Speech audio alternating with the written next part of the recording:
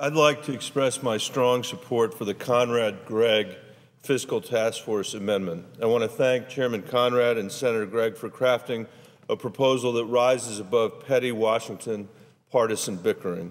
When my oldest daughter, Caroline, was born in 1999, our nation's debt stood at about $5.6 trillion.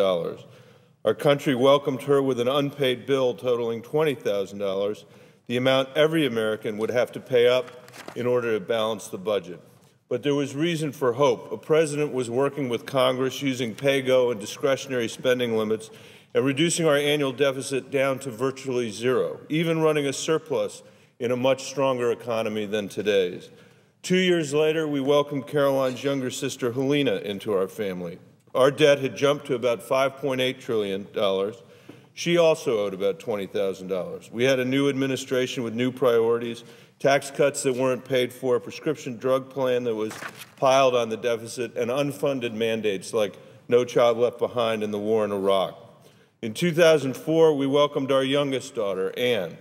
The debt had skyrocketed to over $7.3 trillion, and Anne's share of the national debt stood at $25,000. By Caroline's 10th birthday last year, the national debt stood at about $11 trillion, double what it was when she was born just a decade before. She owed about $36,000 at this point, and I have to say that's a lousy birthday present for any 10-year-old.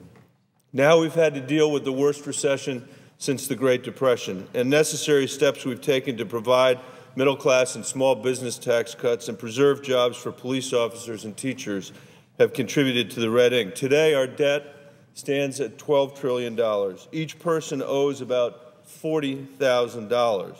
By 2019, the White House projects it will double yet again.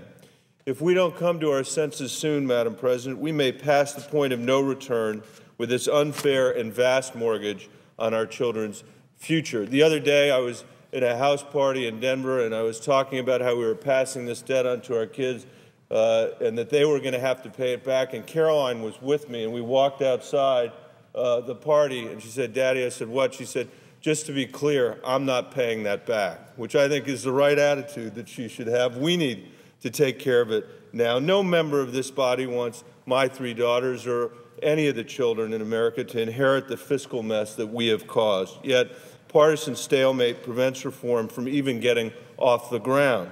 For my part, I introduced the Deficit Reduction Act, which would reinstitute discretionary spending limits and cap our deficit to 3% of GDP and drive it below that. And I co-sponsored PAYGO. Yet even ideas as basic as these have faced stiff opposition. That's why we need the Conrad-Gregg Amendment. Their commission would enable Congress to reduce the deficit without the usual backroom deals, appeasing of special interest groups, and engaging in partisan blamesmanship. It's a shame. It is a shame that a commission is necessary, but it is. We have to take the partisanship out of reducing the deficit or nothing will get done. The commission can do this.